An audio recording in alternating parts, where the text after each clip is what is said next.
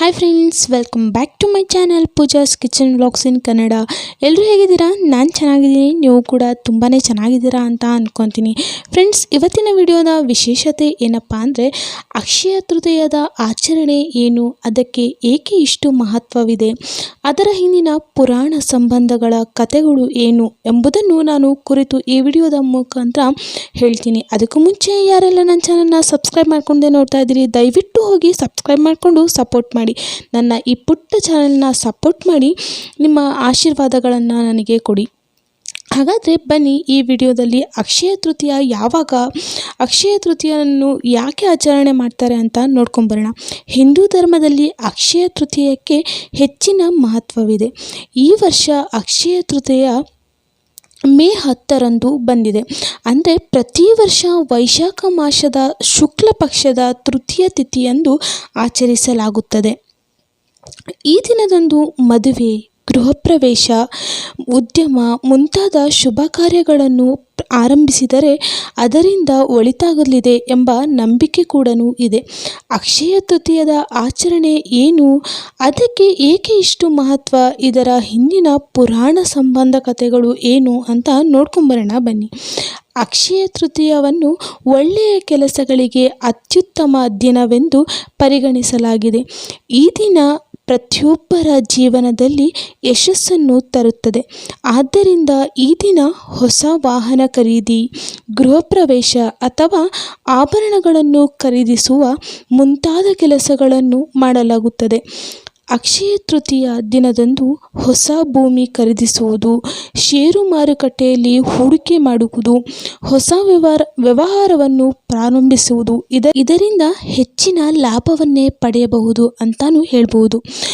ಅಕ್ಷಯ ತೃತೀಯ ದಿನದಂದು ಯಾವುದೇ ಕೆಲಸವನ್ನು ಮಾಡಿದರೂ ಅದರಲ್ಲಿ ಲಕ್ಷ್ಮಿಯ ಆಶೀರ್ವಾದವಿರುತ್ತದೆ ಎಂದು ನಂಬಿಕೆ ಇದೆ.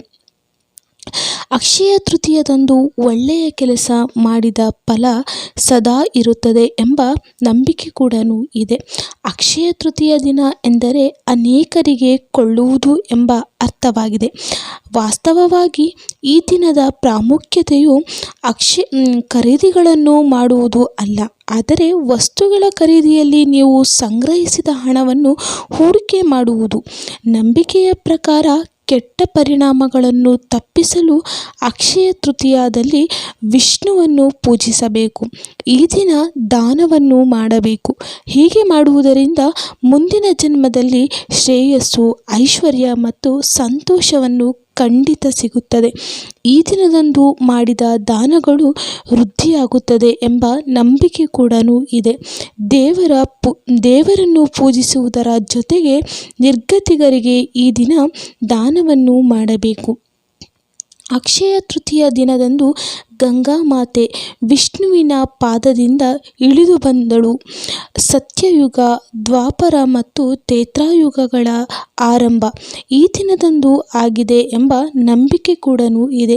ಅಕ್ಷಯ ತೃತೀಯ ದಿನದಂದು 4 ಧಾಮಗಳಲ್ಲಿ ಒಂದಾದ ಭಗವಾನ್ ಬದರಿನಾಥನ ಬಾಗಿಲು ತೆರೆಯುತ್ತದೆ. ಈ ದಿನದಂದು ಶ್ರೀ ಬಿಹಾರಿಯ ಪಾದಗಳು ವರ್ಷಕ್ಕೊಮ್ಮೆ ಮಾತ್ರವೇ ವೃಂದಾವನದಲ್ಲಿ ಕಾಣಿಸುತ್ತವೆ. ಮೃತ್ಯು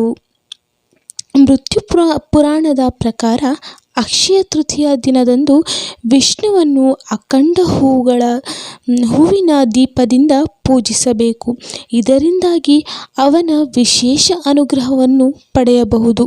ಹಾಗಾದರೆ ನೋಡಿದ್ರಲ್ಲ ಫ್ರೆಂಡ್ಸ್, ಅಕ್ಷಯ ತೃತೀಯವನ್ನು ಏಕೆ ಆಚರಿಸಬೇಕು, ಅದರ ಪ್ರಾಮುಖ್ಯತೆ ಮತ್ತು ಮಹತ್ವವನ್ನು ಏನು ಅಂತ ತಿಳಿಸ್ಕೊಟ್ಟಿದ್ದೀನಿ.